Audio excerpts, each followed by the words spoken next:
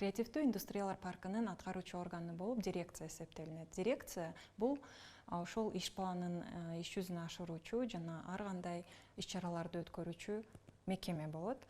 Ошол дирекция кандай иштеп жатат, аны көзөмөлдөөчү орган бул байкоочу кеңеш. Байкоочу кеңеште 7 мүчө болот дагы, анын 2-сү өкмөттүк уюмдардын өкүлү болсо, 5-өө бул бизнес өкүлдөрү болот. Эми ошол аткаруучу орган же болбосо байкоочу кеңеш кимдер үчүн иштейт? Ал резиденттер үчүн иштейт. Резидент болуп катталуу үчүн сиздер атайын күбөлүк алуу шарты коюлат.